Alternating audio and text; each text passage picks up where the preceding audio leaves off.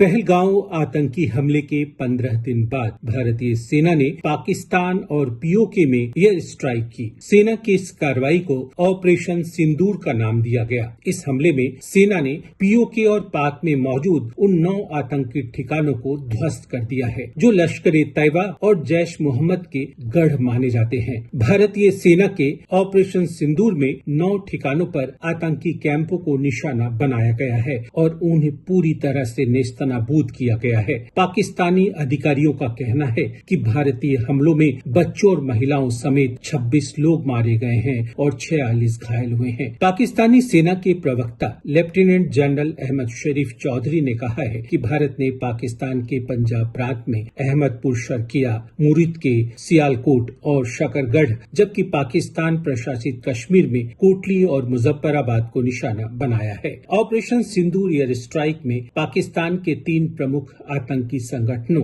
जैश ए मोहम्मद, लश्कर ए तैयबा और हिजबुल मुजाहिदीन से जुड़े बुनियादी ढांचों को निशाना बनाया गया है। सबसे महत्वपूर्ण निशानों में से एक है बहावलपुर में जैश ए मोहम्मद का मुख्यालय, जो अंतर्राष्ट्रीय सीमा से करीब 100 किलोमीटर दूर अवस्थित है। इस शहर को व्यापक रूप से जैश ए मोहम्मद का ऑपरेशन सेंटर भी माना जाता है। ये 2019 में पुलवामा हमले के बाद से ही भारतीय एजेंसियों के रडार पर था। बहावलपुर में सुभान अल्लाह मस्जिद, जिसे निशाना बनाकर उड़ा दिया गया है, ये वही जगह है जहां 14 फरवरी 2019 को पुलवामा में हुए आतंकी हमले की योजना बनाई गई थी। ये जैश ए मोहम्मद के कैडरों के ट्रेनिंग का मुख्य केंद्र रहा है। भारत ने एक और बड़ा हमला मुरीदके में किया है, जो सांबा के सामने भारत पाकिस्तान सीमा से 30 किलोमीटर दूर है। यह जगह लश्कर ए तैयबा का हेडक्वार्टर है। इस जगह का सीधा संबंध 26/11 मुंबई हमलों से जुड़ा माना जाता है। भारतीय सेना ने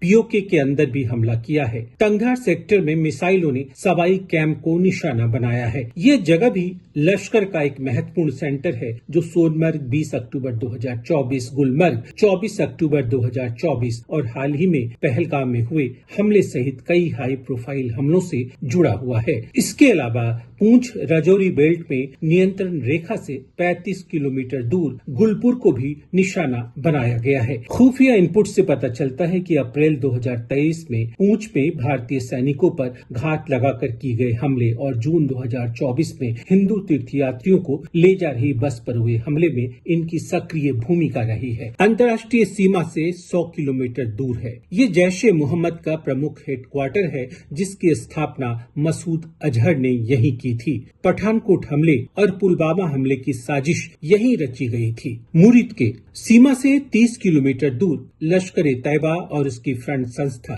जमात उद दावा का सेंटर माना जाता है। ये लश्कर ए तैयबा का मुख्य प्रशिक्षण और संचालन केंद्र भी है, जहां से 26/11 मुंबई हमले की योजना बनाई गई थी। गुलपुर एलओसी से 35 किलोमीटर दूर पूंछ राजौरी 2023 पूंछ हमले और 2024 में तीर्थ यात्रियों पर हुए हमले की साजिश यहीं से रची गई थी।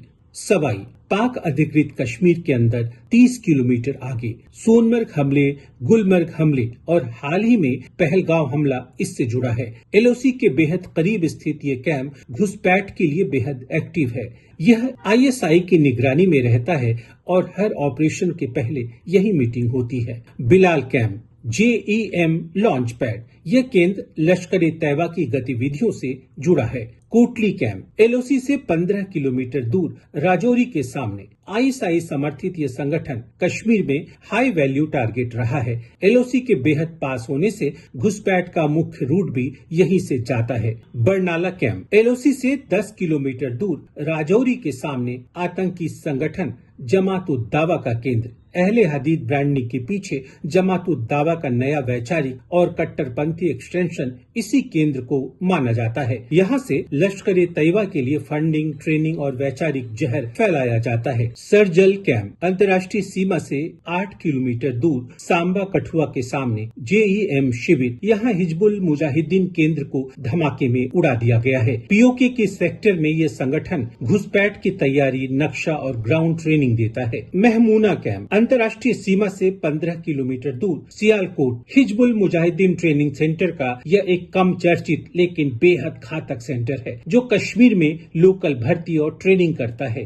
1990 के दशक में भी यह बेहद सक्रिय था। अब नए नाम से इसे फिर से खड़ा किया गया है। हमारे वीडियोस को देखने के बाद लाइक और सब्सक्राइब करना बिल्कुल ना भूलें।